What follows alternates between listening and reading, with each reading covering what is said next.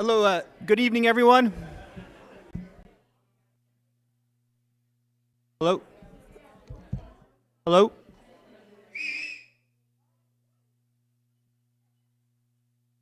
I don't know if it's on.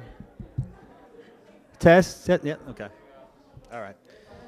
Yeah, good evening, everyone. If you wouldn't mind either standing in the back there or finding a seat, we'll get started with the program here. Good evening. I'm Daniel McGinn. I'm the director of the city's planning department. I wanted to thank you for being with us here tonight or watching on one of the city's social media platforms. We're extremely excited about this project here at the city, with looking at these Uptown corridors with Staples and Leopard Street. And your feedback and your participation is critical to the success of this project. I just really wanted to introduce a few folks before we get started. We'll get into a presentation with our consultant team, but I wanted to we have Mayor Guajardo here with us tonight, City Council member Mr. Greg Smith and Mr. Molina here with us this evening, along with City Manager Peter Zanoni, Assistant City Manager Steve Vieira in the back, also with the City Manager's Office, Sony Purnell. And then I also wanted to introduce our planning staff, Project Manager Karen Costanzo here is in the back, along with Annika Yankee. We have Leanne Heldenfeld is here, along with Amanda Torres. So we have a pretty big team. This is a very important project to us. And again, thank you for being here with us tonight. At this point, I'll turn it over to Peter Zanoni, our City Manager.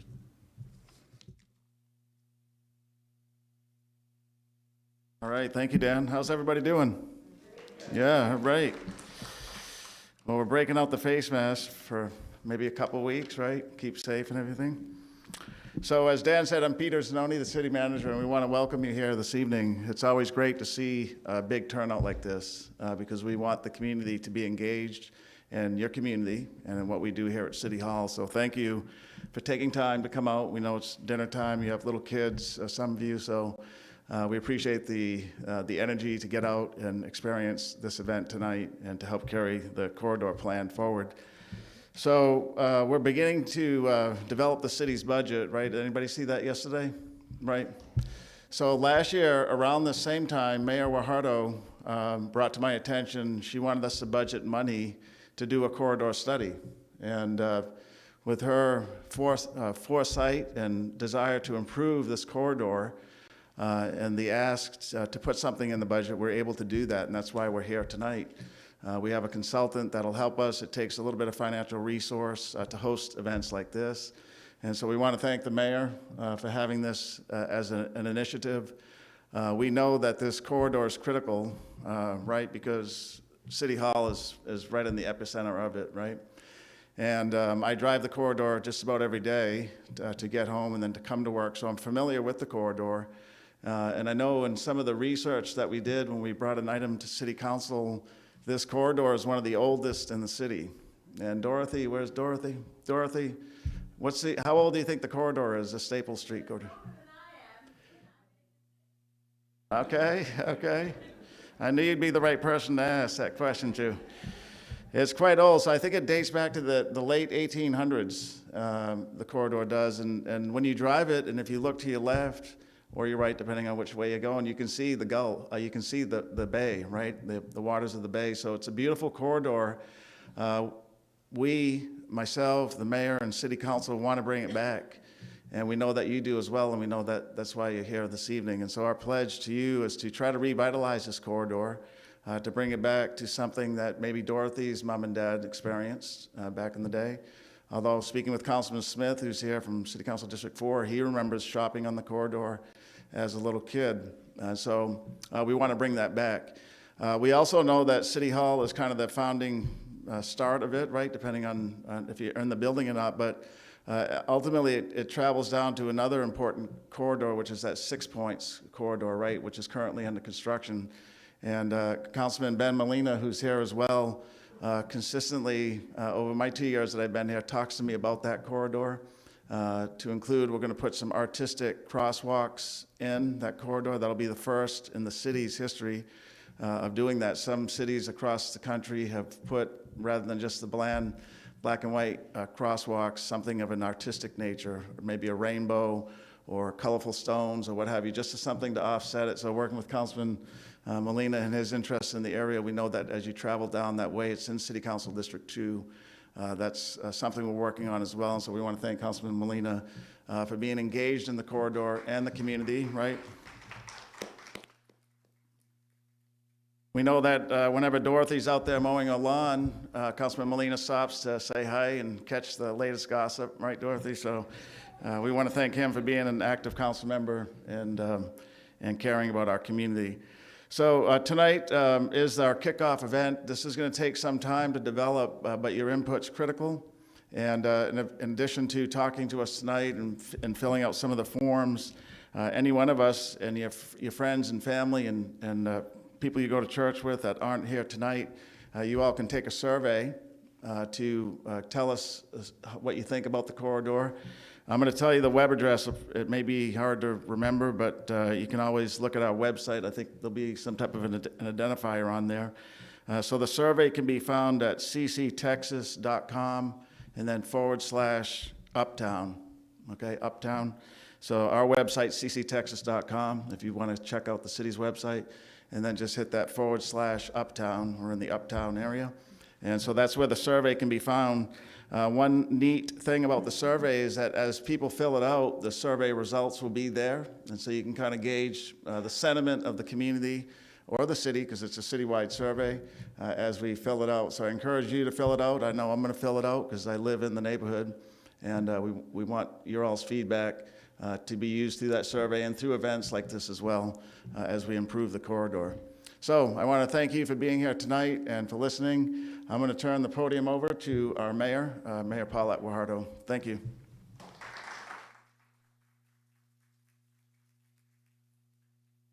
Well, good afternoon, everyone. Thank you, Peter, for that introduction and the information. So today is so exciting. As he mentioned, this is something that has derived not only because of the focus that I put on it, specifically speaking, September 19th of 2019, but because it means a whole lot more. Outside of beautification, we all care about beautification, but why? Because you take pride, right, in what you're beautifying, whether that be your yard, your garden, your vehicles, whatever it is. And so we take pride. This is our home base. And I came on council in 2016, and I was a little busy. And so I remember, though, thinking to myself, what exactly is happening out here? It's not okay. And that has everything to do with taking pride and owning what we should. And this is our home base. Ours meaning not just city council, but the city of Corpus Christi. This is where we are. And so we need to take, and as you've seen, if you look outside, we have been doing that. We're doing it slowly, but one of the things that I personally took on was, it started here in this corner about, some of the things that were going on there that I witnessed that were not acceptable. And by allowing it to continue, we make it acceptable. And so this endeavor, this corridor is part of that initiative that was started. And there were meetings had about kind of educating, if you will, some of our neighbors about why it means something to try and pick up our trash and not allow some of the things that were going on out here. And us too, all four corners, I called it the four corners. We all came to the table to say, what are we going to do to reimagine our area? And I went to each one of them and said, what are you doing? What are you doing? And everybody had their turn. And everybody had something to say. But what we weren't doing were holding hands. We weren't holding hands and doing it together. And so that's what happened that day. And that began this initiative today. And so it is very, very exciting, as Peter mentioned, because we will reimagine and we will revitalize this entire corridor for many, many reasons. But one of the thoughts that always comes back into my mind when I think about this particular area, I go back. I wasn't here in the 60s. I was very little in the 70s. But I go back to, you can see it through some of the architecture in the buildings. This was our pride. So why aren't we going to, or why would we allow it to continue to dilapidate? Well, we're not anymore. And that ends now. That was kind of a phrase I like to say during my State of the City. This ends now. So this ends now, but a new beginning is also today. And that's what you're here for. And the most important part of that is that you're going to be a part of that, because we want your voice as part of it. We want to know what you want to do, how you see it. You know, what is my vision joined by yours? And it's just going to be so exciting because you get to say, well, I'd love to see this, or I'd love to see that, or give whatever input that we may not have thought about, or that our consultants are going to very much value. So this is very exciting. One day, I'll be standing up here saying, we all did it. We all did it, and it's beautiful, and it's revitalized, and it just makes our city even better. So again, thank you for being here. This is the first of, how many do we know or not? Several, right? First of several community meetings that we're going to have to see which direction we're going in. But most importantly, we are going in a new direction. And so this will be something that you will all be very proud of. And I, as your mayor, will be even more proud, because this building here sits and represents this entire city.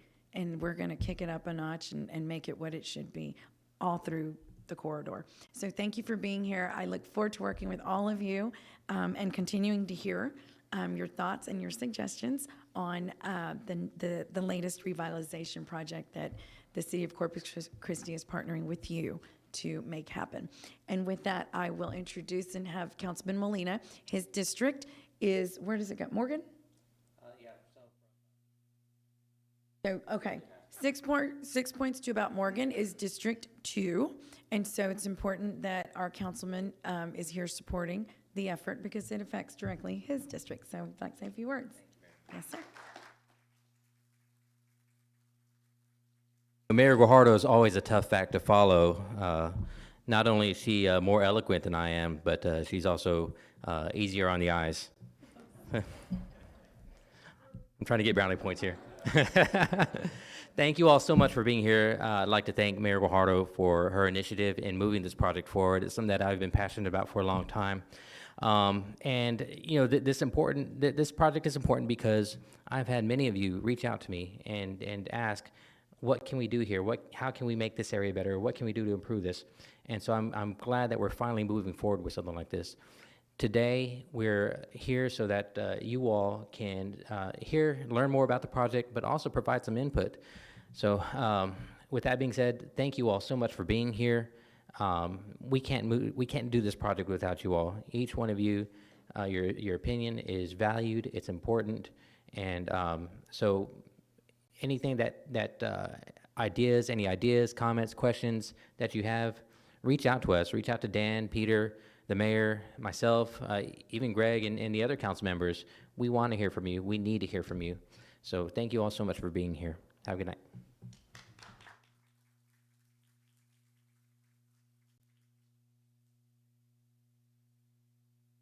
All right, thank you. Our next speaker will be with the Asakura Robinson Consultant Team, our project manager, Wei.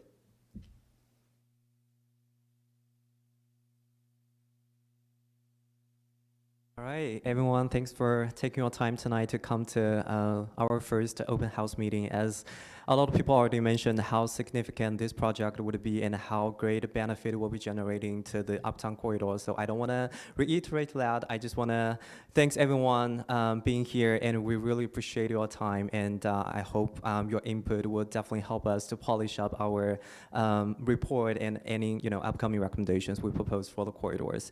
So for today, my agenda is really going through the presentation and the work that we have been working with the project manager for the first phase. So I'm gonna give the presentation to talk through the general project information, and I will go through some of the key needs assessment findings we got, and also really talk about the stations that we did for today's meeting. Since I can't really see the screen, so I have this mini stuff here, but you can watch the bigger screen to get because we'll be going through a lot of maps and analysis we did. All right.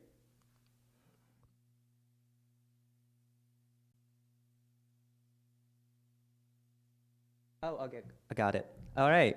So, so this is the Planning and Economic Development Initiative. Asakura Robinson, as a consultant firm working with City of Corpus Christi Planning Department, and everyone already met Dan, met Karen, and I want to introduce Asakura Robinson. So Asakura Robinson is a consultant firm. We are a urban planning, urban design, landscape architecture firm. We started in Houston, and now we do have offices in San Antonio, Minneapolis, New Orleans, Seattle, many other locations. And I want to introduce Zach Lochran, who's the managing principal with Asakura Robinson and working as the principal in charge for this project. My name is Wei Xiao. I am the project manager for this project, and I'm also the senior urban designer with Asakura Robinson. And we do have Niharika over there. She's the deputy project manager for this project, and she flew in from New York City. So really appreciate your time. All right.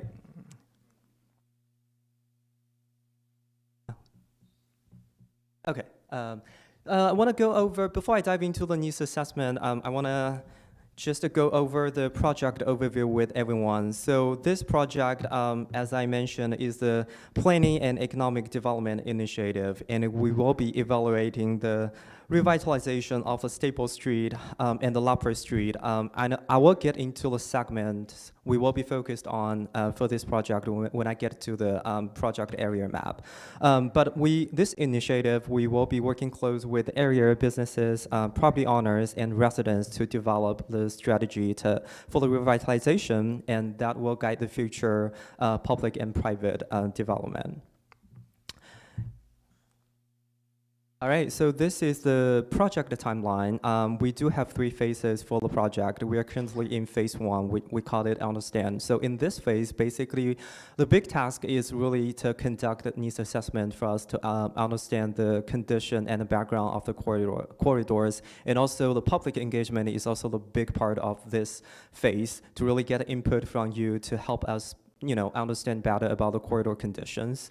In the second phase, we will be doing the conceptual plan, basically taking all the inputs from you and also the key findings we found from our needs assessment to really think about what would be the best strategy or good strategies to propose for the both corridors. And in phase 3, we call it ACT. It's basically thinking about the implementation strategies to make all the recommendations happening in the future. So this is our first meeting, public meeting. We will have more, and let me go to the next slide.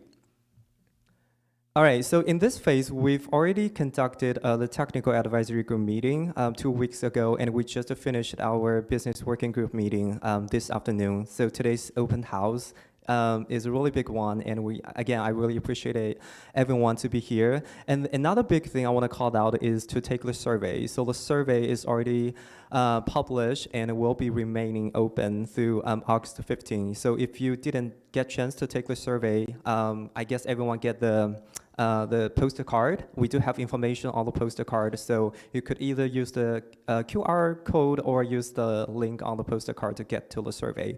And also, if you want to be updated on the project information and also the upcoming activities, you could sign up through the project website to be updated. All right, so the next slide I want to talk about is the study area. As I mentioned, well, the project name has the Staple and Leopard, but we are not doing the planning for the entire corridors. So the segments will be focused on for this project. For Staples, it's basically between the 286.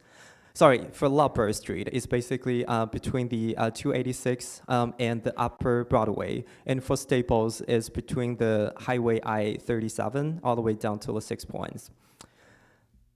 The next one is the big part of today's presentation, is the key findings we got from our needs assessment. So we were able to conduct the needs assessment through the past few months. We looked into a few topics, including demographics, transportation, land use, and building use, as well as the corridor conditions. I will dive into each one.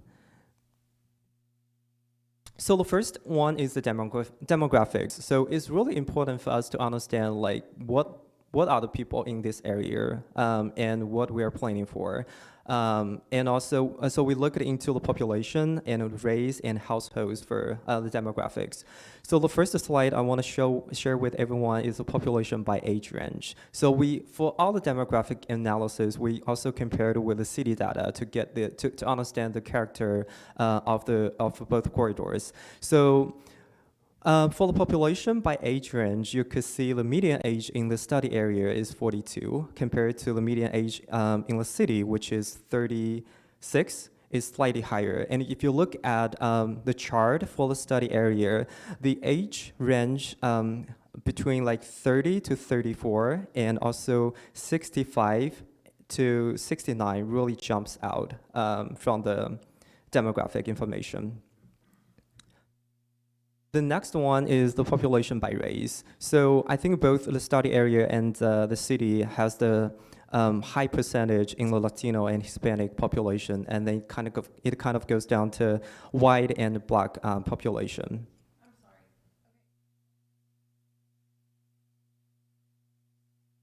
Okay. Sorry. You mentioned something about. Oh.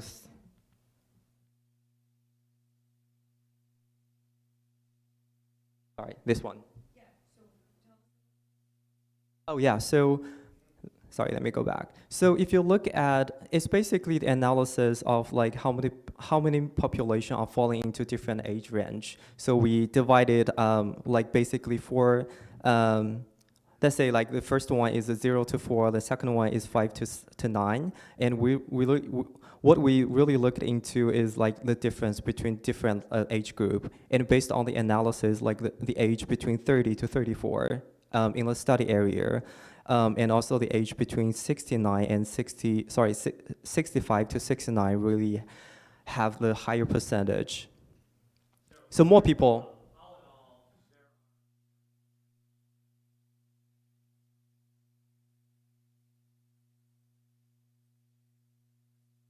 Yeah. Yeah, sorry. Oops.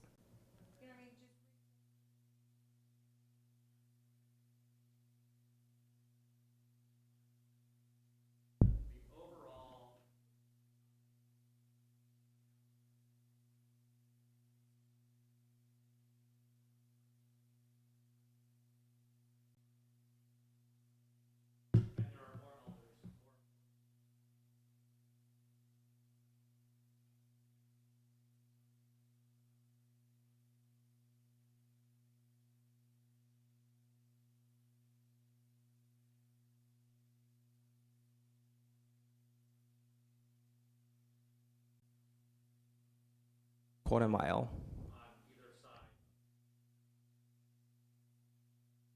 Of stables and rubber.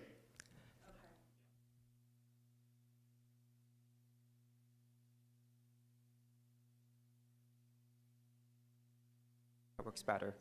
Okay. Yeah, this is the population by the race. So both city and the study area have the high percentage in the Latino and Hispanic population, and then it kind of goes down to white and black population. So the 61.8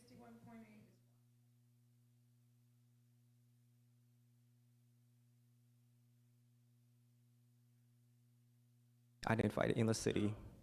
Generally.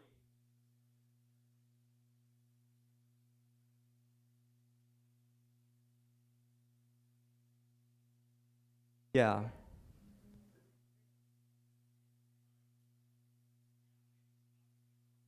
Okay. A little bit of the questions just because they're of the recording here as well. But this area is almost exactly representative of the city racially. So the percentages of Latino, African American, and white are almost exactly the same as the percentages within the city as a whole. Yeah. And that is what? About 60, it's about 61, 62% Latino, about 30% white, about 6% African American, and then smaller percentages of other races.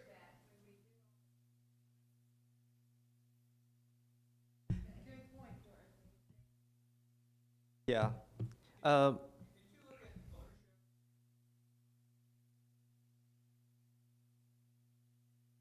Yeah, we looked into the land ownership, but we only looked into like people on like who have the big ownership, like on like the big lot, not really looking into like each single residential property.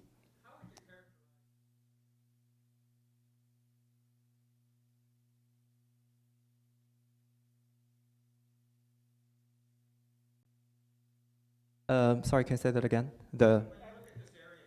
Uh-huh.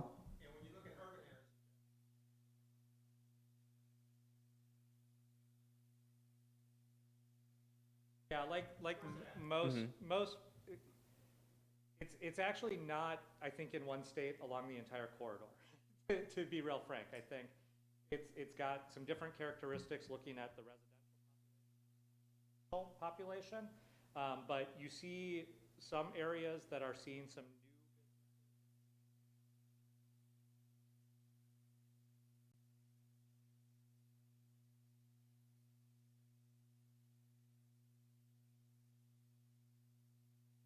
And we'll have a little bit more about that too. Yeah.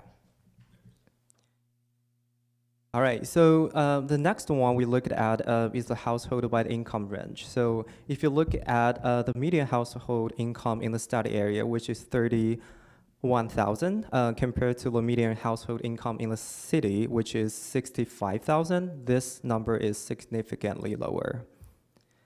That's a little bit.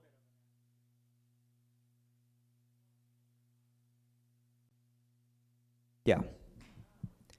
Yeah, so some other interesting data we looked into and also compared with the city. In this area, the household are, like the family household are slightly lower compared to the city, but the housing units are renter occupied are much higher compared to the city. And also the study area has the higher percentage of the vacancy in the housing units compared to the city. And also the last one is really interesting one, 25% of the household in the study area do not have a vehicle available, meaning they are using other means of transportation to move around the city. Like how we think about the public realm design to make it safer for people to access the transit is really important. All right, so the next section is the transportation. So we looked at the collisions, bikeways, and the parking. So the first slide I want to share is the collisions. So if you look at the heat map, you could see the higher concentration of the collisions are kind of along the highway area, like the 286 and Highway 37.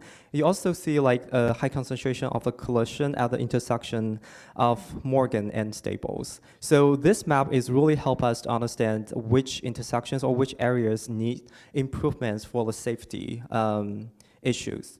To providing better and safer urban environment for folks using the Uptown corridors. The next slide is the bikeway. So unfortunately, like the existing bike infrastructure are kind of limited in the study area. So, but in the future bike plan, a network of the bike facility is planned within the study area. But if you look at the coverage of the bikeway, the majority of them are kind of falling into the neighborhood street. Only very small portion on Staples gets the planned bikeway in the future. And also, the station we designed, we call it public realm visioning, is also a great opportunity to get input from you, like how you think about the bikeway on both two corridors. The next slide is the parking. So we basically looked at the parking, including the on-street parking and surface parking and the parking structures on both two corridors. So as you could tell, the majority, almost the entire segment of the Staples gets the on-street parking, and also the big portion of the Lapbird gets the on-street parking. And you could also see like the surface parking are kind of like scattering through both two corridors. And when you get to like the areas where the businesses are, like the 6 Point, and also where the governmental buildings are, you get more and bigger surface parking. So we definitely think there's a great surplus of the parking in the study area. So this is also another opportunity that you can help us to rethink how we can use those parking spaces or reallocate those parking spaces for some other uses.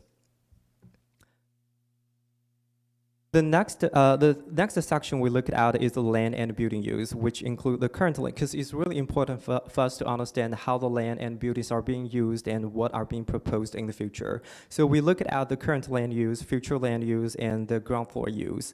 So if you look at the current land use, there is a high concentration of the governmental buildings at the Staples and Leopard.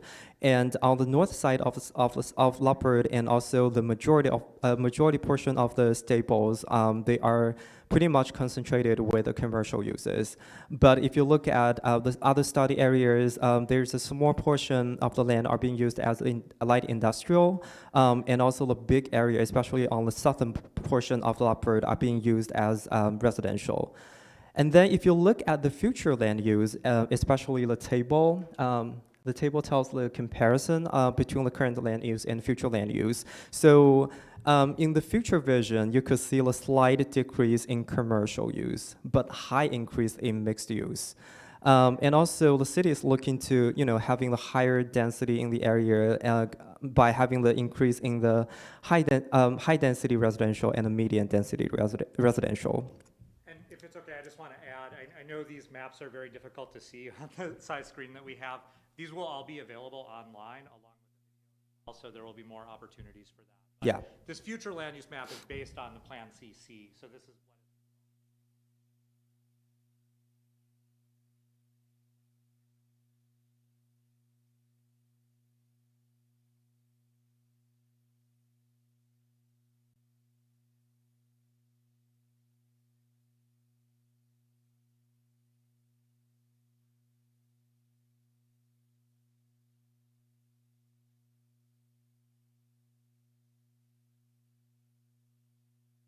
So the way that mixed use is defined doesn't necessarily means it needs to be tall, but that there can be commercial areas and residential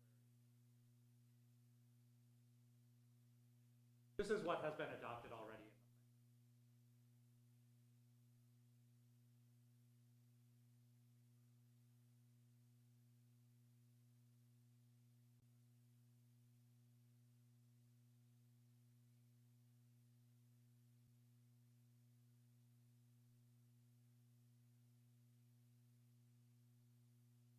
Okay, that's a good point. Uh,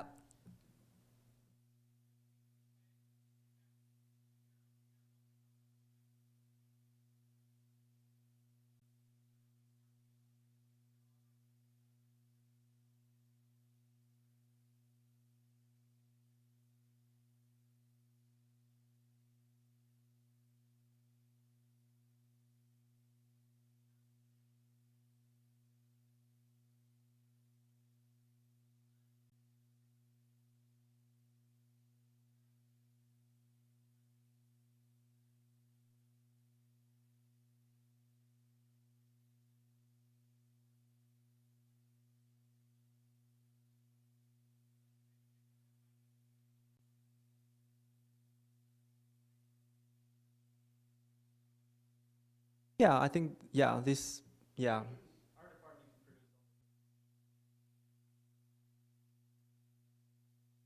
Yeah, thanks for your input, and we can discuss more. Sure, no problem. All right, so the next part we look at is the ground floor use, because we definitely understand the big thing that attract people to come to the corridors and walk on the streets is like having the active frontage use and consistent streetscape. So in those axons, we basically did 3 axons. We looked over Leopard and each segments of the Staple Street. So I think one big thing really jumping out from those axons is that the majority of the buildings are not being are not really promoting active pedestrian activities in the area, and a lot of them have really low transparency, which means like you don't really have the interaction between the buildings and people. So this is kind of the thing we see through both 2 corridors, and this is also opens up opportunities for us to think about how we design the public realm in the concept plan. All right, Okay, so the next section is the corridor conditions. So in this section, we looked at the street configuration, streetscape, and the climate comfort. So in the street configuration, we basically look at each segment of the both two corridors to really understand how the right-of-way are being used. In the current condition. So if you look at the Leopard Street, the section 1, I think the width of all the drive lanes are kind of like generous than what they needed. So they are all 14 feet, as well as the sidewalk. So like how we can rethink about those spaces being like reallocated for some other uses, maybe bikeways, maybe, frontage, or maybe trees. Yeah, trees is definitely a good one. So, and also this, again, I want to mention that station is really for you to help us rethink about how the street should be redesigned to promote better, walking and biking experience. So for the entire staple corridors between curb and curb, the width are basically dedicated for 4 travel lanes, but with 2 parking lanes on both sides. On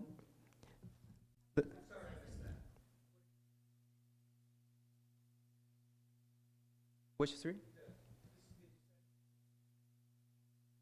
The Staples or? They're both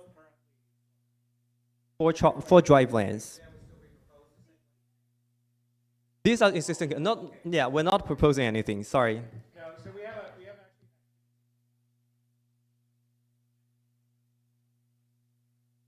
Yeah, that's the station for you to help us to envision the public realm. Sorry.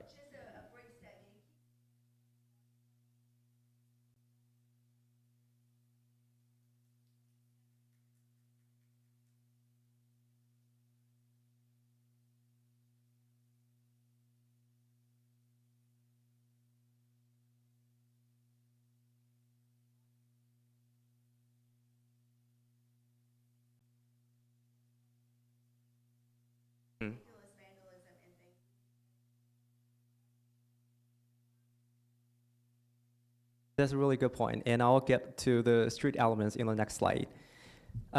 Cool. Okay, so we also looked at the streetscape and really identify the problems with the existing streetscape. So the elements we looked into include the setback, sidewalk, and crosswalk and side elements. So we think the good setback should build a good relationship between the pedestrian and buildings. I think the first picture under setback is a pretty good example, but I think in many areas on Staples and Leopard are basically conditioned in the second and third picture. You have like pretty huge setback, and the setback are being used as a surface parking, which really reduce the relationship between the pedestrians and the buildings. And also speaking about the sidewalk, we think the sidewalk condition is fairly okay through both 2 corridors. We also identified the different paving on the corridors. And we have another station. We ask folks to help us identify the characters for each zones. Maybe this is something we can think about and use as the storytelling for the different characters. For the crosswalk, I think the majority of the intersections based on our site analysis have the striped crosswalk, but not all the intersections with the striped crosswalk have the signal for you to safe cross. And combining with the collision, I think this is really important for us to think about how to improve the safety for people crossing. And also speak about the side elements, back to a point, the lighting. So we think definitely this area is deficient in the pedestrian lighting to promote better, walking and biking environment. And also the majority of the side furniture are identified at the bus stops. Sorry, question.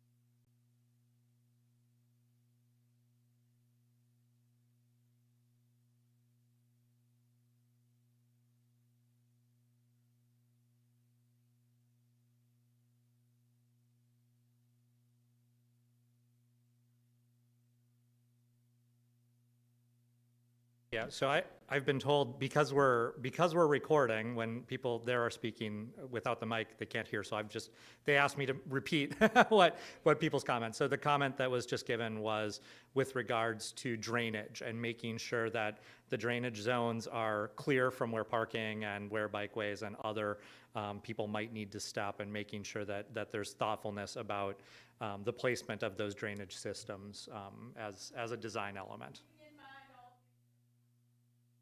Absolutely, yeah. Thank you. All right, so I think this is the last slide. We look at the climate comfort. So I think the one thing, as everyone, driving or walking through both two corridors, the key thing is that there's you barely see the tree coverage, and that really limit the experience of walking on both two corridors. So I think this is also definitely something we need to think about. Should we provide more trees to provide better walking and biking experience? I see someone is thumbing up for this idea, and I just want to mention the station try to help us to vision the future public public realm design. All right, so this is the end of the presentation. So I just want to go over the activities that we proposed for today's meeting. So we have 4 stations. So the station 1, we called it SWOT analysis. So it's over there. So we basically ask the folks to use 3 different color dots to put on the map to really help us identify the areas you think that are assets, you think that need improvements, that the areas concern you. The station 2, which is over there, is the headline activity. So we ask the folks to write the headline that they want to see on the newspaper for 2030 Uptown corridors. So it's basically, we ask you to write down your vision, but in the different way. The third station, as I mentioned multiple times, is the public realm visioning. So we ask the folks, we have created the street elements, including the drive lanes, sidewalk, bike lanes, in different dimensions. We ask you to work together and help us to think about what is your vision for the future street design. And Zach is the facilitator for the station. I think it will be fun. The last station, as I mentioned, is the character identification. So we basically ask you to help us identify the characters in different areas to help us really understand the different characters along the 2 corridors to help us, doing more specific recommendations for different areas. All right, so this is the end of the presentation, and I really appreciate everyone coming out tonight to join today's open house. And Zach and I and Harika will be at the stations to really facilitate all the activities. So if you do have any concerns or comments, feel free to talk to us. And I hope you will enjoy today's open house.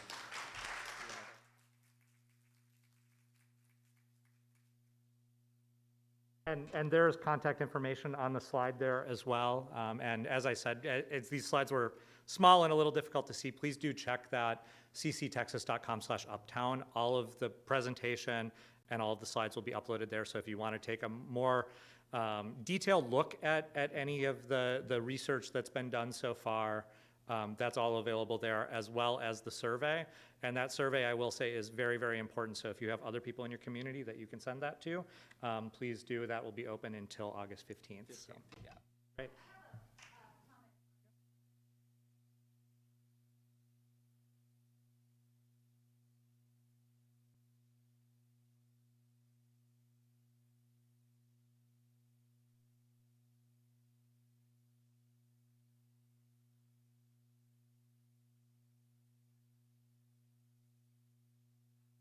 Mm-hmm.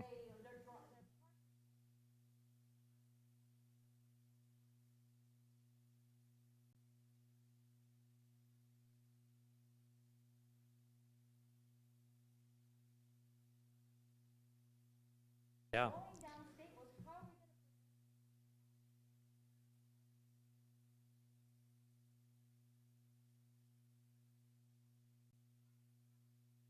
Yeah.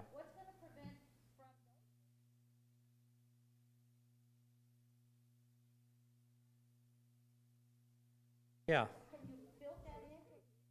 That's a great comment, and there are ways to do that. I think, you know, actually one of the ways is trees. That's actually one of the biggest tools for, you know, thinking about where people might park or be in other zones as well. So one of the activities that we have back there is actually about thinking about what's the order of things. So if sidewalk and then trees and then bike lane, or sidewalk and then bike lane and then trees, or sidewalk and then parking and then bike, you know, how that might fit together, and you know, those sorts of things are actually very important to think about.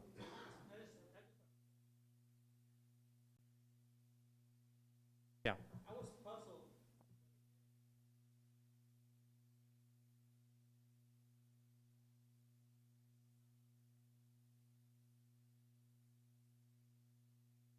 So the question here is about the investments that have already been made in the long term, and then how we're going to try and think about them. So I think one of the things that's actually kind of exciting about some of the things that can be done is that they can be done with paint. So they're actually very inexpensive. A lot of the capital improvements that have been done have touched the roadway, but haven't necessarily done anything to the sidewalks or the back of curb yet. And so there are a lot of, I think there's flexibility for both some short and long-term things that would continue to build upon those capital investments in that longer term. So, yeah, in some of the zones there have been, yeah. Yeah.